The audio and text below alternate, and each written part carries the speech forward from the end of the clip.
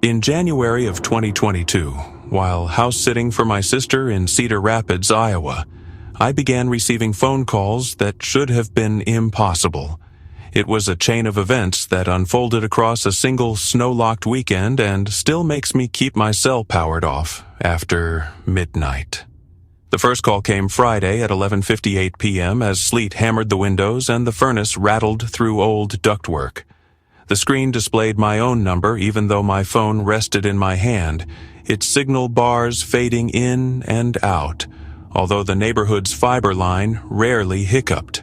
And when I answered, I heard only garbled breathing mixed with faint digital static, the sort of distortion you get when someone presses mute but lingers on the line. So, I ended the call and shrugged it off as a spoofed ID.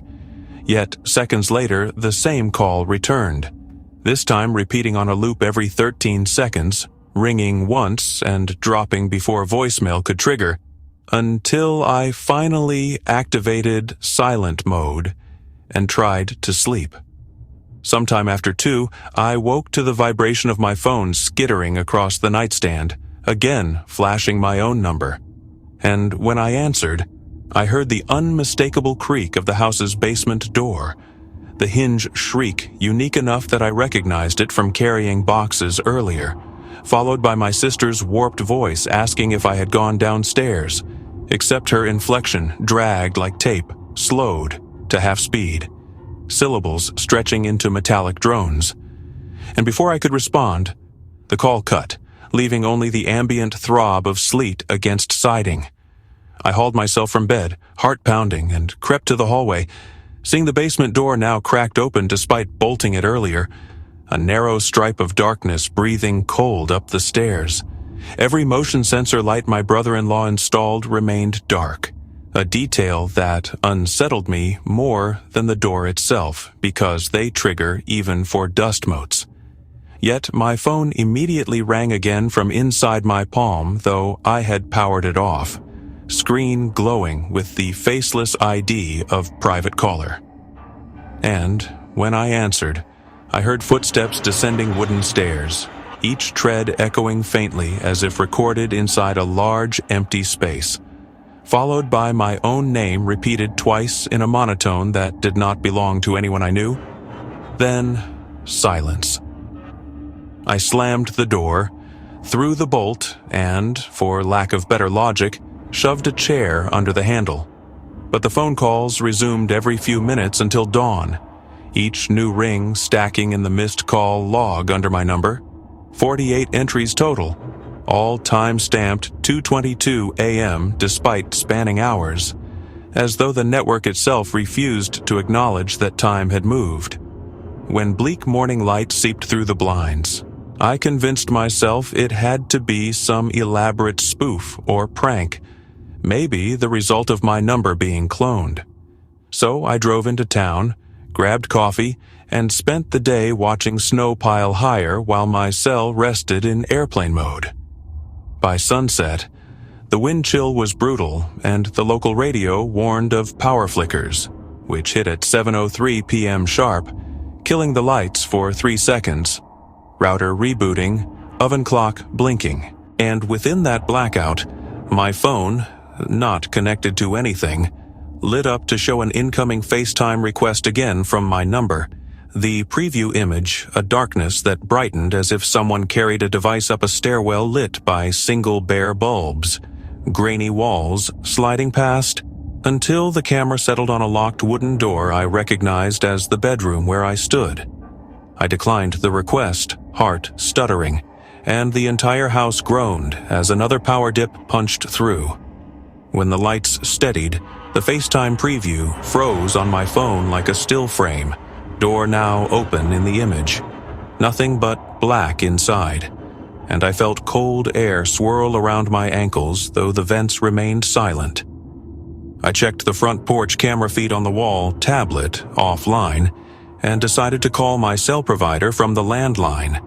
Yet before I dialed their number, the handset emitted the same low breathing I'd heard overnight, mingled with what sounded like distant ringtones overlapping out of sync, dozens layered, crescendoing until the handset crackled and went dead. Fear turned to frantic curiosity, a need to confirm no one was hiding in the basement. So, I armed myself with a flashlight and crowbar, overrode my reluctance, and descended. Halfway down, damp air smelled of static electricity. The bulbs overhead flickered at 23 hertz. And my phone, now on the workbench although I had left it upstairs, displayed a live waveform pulse as if recording audio. Speaker broadcasting faint loops of the previous night's calls layered beneath the current hum of furnace fans. A feedback chorus that made bones vibrate. The screen suddenly changed to my sister's contact photo, then glitched into streaks before resolving into a video feed of me standing in that exact basement position, except behind my figure in the feed hung countless outlines of shadowy people, tall and still, stretching back into tunnels that did not exist. The feed zoomed slowly toward the back of my head, and in real time I felt breath not my own warming the nape of my neck. I swung the light around, bare walls, storage bins, no tunnels. Yet the feed continued zooming until it merged with darkness and the phone shut off. At that instant, every bulb upstairs burst in chain reactions, glass popping like corn, plunging the house into deep night punctuated only by sleet. I bolted up the stairs, fled outside, and sat in my idling car until dawn. Cell technicians later claimed my account showed no outgoing or incoming activity after 11:42 p.m. Friday, no FaceTime record, no duplicate ID, as though the network had been severed all weekend. The landline provider logged 0 calls. My sister thinks stress mixed with isolation tricked my mind, yet the workbench still bears a scorch where the phone rested, and the basement door hinge records a new screech each night at 2:22 a.m. on my audio files, even though no call rings anymore. A sound that loops for exactly 48 seconds before fading as if the connection still tries to open a line between our reality and whichever echo chamber borrowed my voice to invite itself upstairs.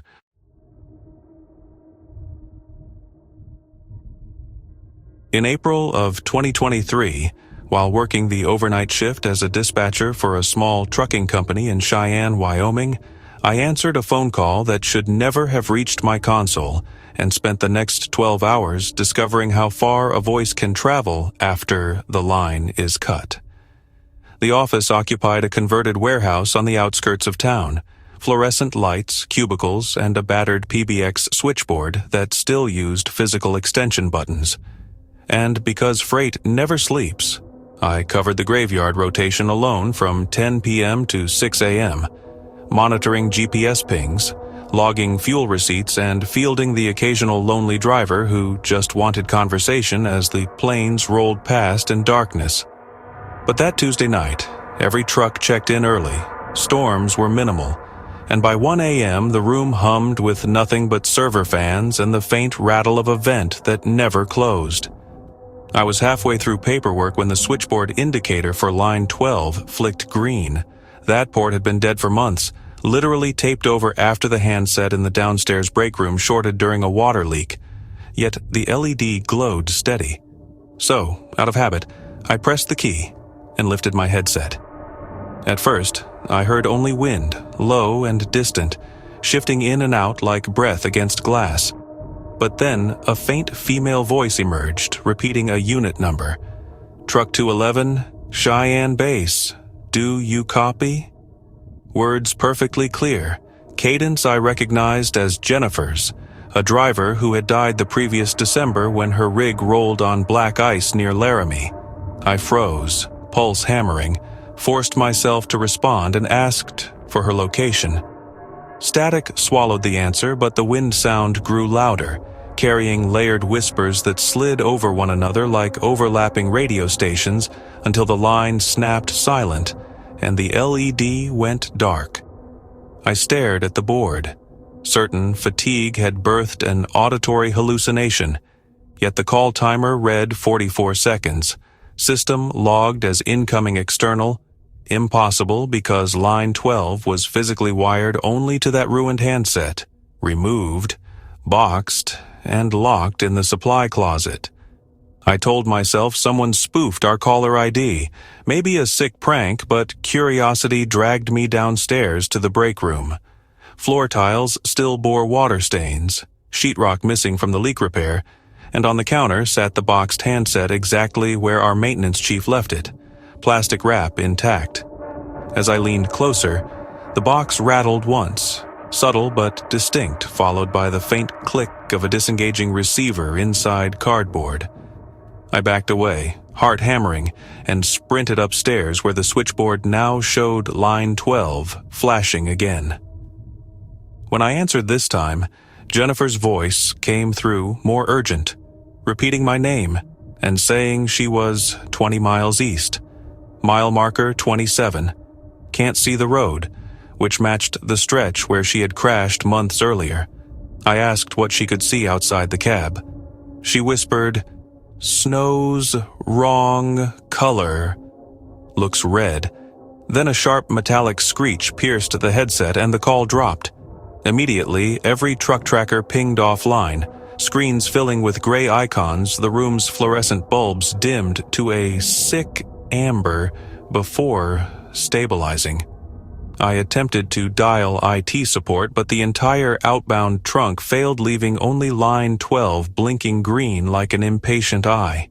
At 2:14 a.m., the board lit again, though this time all 12 lines flashed in sequence, one after another, looping like a marquee. I pressed the master speaker key and the office flooded with a chorus of overlapping CB chatter, our current drivers, past drivers I recognized, and voices I'd never heard. Each calling base, each reporting zero visibility and a red snowfall that burned paint on the hood.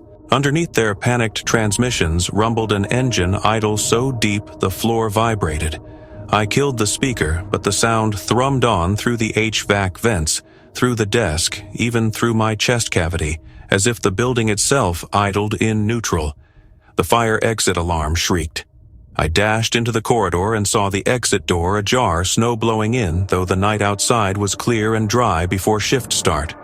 On the asphalt lay tire tracks, dual sets, heavy tread, glowing faint crimson as if reflecting unseen taillights. They terminated against the wall where the building met the lot, ending in nothing but brick. I returned to the switchboard to find a new voicemail notification on my personal extension.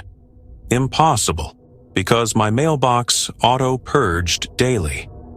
The message, 31 seconds, began with heavy breathing, followed by my own voice reciting dispatch protocols word for word, a segment Jennifer had once recorded for training. Halfway through, the audio warped and another voice, lower, grinding like gravel, merged with mine, finishing the script in a slow drawl. All lanes open now. Bring them home. The timestamp read 2:22 a.m., identical minute Jennifer's fatal accident was logged months earlier. As the message ended, the warehouse bay doors below thundered open, sensors squealing, though their motors were unpowered at night. I grabbed a flashlight, descended again, and from the mezzanine saw the loading floor illuminated by truck headlights streaming through the open bays. No cabs visible, only beams cutting the dust, sweeping as though attached to unseen vehicles easing inside. The concrete smelled of diesel and winter salt. I shouted, and every light snapped off, plunging the entire building into darkness broken by exit signs. From the black rose, the sound of many air brakes hissing in unison. When emergency floodlights kicked on, the bays were closed. Floor empty, but snowy footprints now led from the dock to the break room door, heavy boot prints filling with meltwater-tinged faint red. I followed them despite rising terror.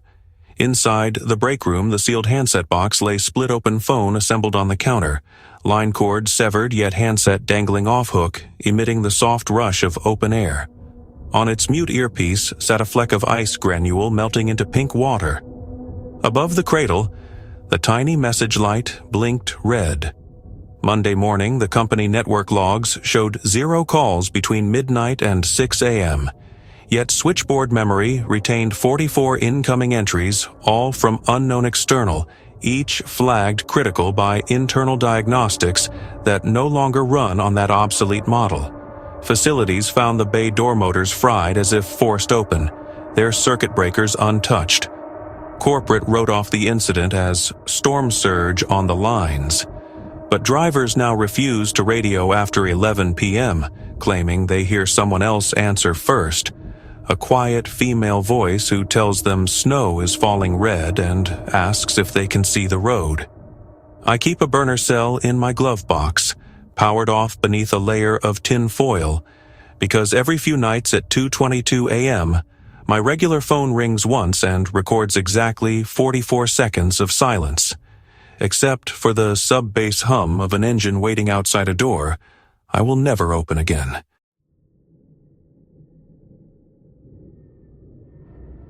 In August of 2020, while contracted to survey decommissioned cell towers across the Mojave Fringe near Needles, California, I began receiving calls on a company-issued satellite handset from a roadside payphone that had been torn out a decade earlier.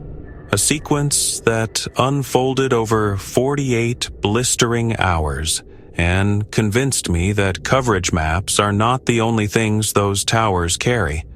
The handset was supposed to ring only for scheduled check-ins, yet at 3:03 p.m. on the first day, temperature hovering at 112 degrees, the screen flashed an incoming number with the old 760 desert area code, followed by a 4-digit suffix that matched the stencil once painted on a rusted phone box tourists used for novelty photos at a ghosted rest pool called Mile Marker 0, 15 miles west of my current tower. I answered out of reflex and heard nothing but hot wind racing across the mic, punctuated by a faint metallic clatter like coins, dropping through an empty return slot, a sound I remembered from childhood collect calls. I chalked it up to a prank, logged the anomaly, and returned to measuring the tower's ground resistance. Yet the call repeated precisely every 26 minutes. Same number, same wind, same coin drop, until sunset smeared the sky red, and my laptop GPS showed battery critical. With daylight fading, I drove the service truck to an abandoned Caltrans shed to camp. At 9:55 p.m., after the cicadas fell silent, the handset rang again. But this time, the wind noise shifted into a low, wet rasp that formed syllables aligning exactly with my own voice, repeating the coordinates of mile marker 0 in distorted cadence, followed by 4 words that slowed until they warped. No signal. Dig here. The call ended with a long tone that made the shed's metal walls vibrate even after the speaker clicked off. Sleep never came. Curiosity mingled with dread until first light, when I decided to validate the impossible by detouring to the defunct pullout before servicing the next tower. The road was empty, tarmac shimmering, and at marker 0 only a slab of cracked concrete remained where the payphone once stood, its post broken off flush and the conduit hole packed with sand. Yet the satellite handset, still in my cup holder, began a new call cycle, screen declaring on-hook request instead of a number, as though the phone itself was demanding the receiver be lifted. I stepped onto the slab, the handset to my ear, heard my own recorded greeting from the company voicemail, clipped and reversed so that consonants scraped like static. Beneath that reversal, another layer whispered latitude values matching the pullout and a depth measurement of 73 inches. I killed the call, grabbed a folding shovel kept for grounding rods, and dug where the conduit hole met the slab's edge. 6 feet down, the soil turned brittle, and a dull clang rang out. Steel striking metal. I uncovered a corroded payphone chassis wrapped in plastic sheeting, handset missing, coin return door hanging open. Stuffed inside the coin compartment was a Polaroid sealed in more plastic. An image of me, same work shirt, same sunburn, standing beside my truck at the very spot I was digging. except the tower behind me lay crumpled as if collapsed by wind. The photo's timestamp read 2 days ahead. Before I could process it, the satellite handset powered itself, battery reading full despite yesterday's drain, and my voice issued through the speaker again, now urgent, describing the exact Polaroid I was holding and instructing me to stop the sweep. I threw the device back into the cab, covered the hole, and sped east to the next assignment, telling myself heat stroke and desert isolation had conspired to trick perception. Midday found me beneath Tower 37, a skeletal monolith slated for removal. While attaching a sensor, I noticed every solar-charged beacon light on the frame blinking in perfect unison. 3 flashes, pause, 3 flashes, despite each unit's independent controller. The satellite handset rang from the truck bed, louder than before, and without touching it, I heard my voice echo across the basin, projected through the tower speakers used for maintenance alerts, even though their power junctions had been disconnected. My duplicate voice reported a structural failure imminent and again ordered me to stop the sweep. Ground tremors followed, subtle at first, until the top lattice began to sway against windless sky. I abandoned the sensor, dove behind the truck, and watched 2 upper cross members shear, sending a curl of steel hurtling past. Dust bloomed. When it cleared, the tower still stood. Damage somehow reversed.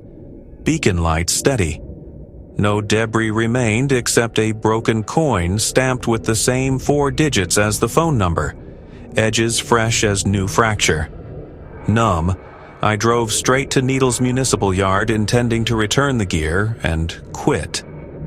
But the yard gate was chained and the office dark, though work hours had started. From inside my pocket, the satellite phone vibrated non-stop, screen blank white. I dropped it on the pavement. It rang anyway, speaker emitting the identical hum of a dial tone looping into higher pitch until my eardrums throbbed. I smashed the unit under my boot. Plastic shattered, yet the ring persisted, coming now from the service truck cassette deck, though the ignition was off. I fled in my own car, leaving company assets behind, and crossed state lines before sundown. Corporate never reached out except one terse email noting the last GPS ping from the service truck showed it parked at mile marker 0, 36 hours after I abandoned it. Local highway patrol found only scorched asphalt and fragments of melted coins. The towers I surveyed were removed months later, yet FAA incident logs for that weekend report no seismic events, no beacon anomalies. Nothing except a single unexplained carrier signal detected by multiple cell sites at 23 Hertz. Tagged reflection. No source. My personal phone now stays in a lead pouch, but every April around 3:03 p.m., an unlisted call slips through whichever device I'm near, hijacking speakers with that reversed voicemail clip and a depth measurement that grows shorter each year, as if something buried beneath a Mojave pullout is working its way back to open air, calling me to finish the sweep it claims I started long before the first ring ever reached my ear.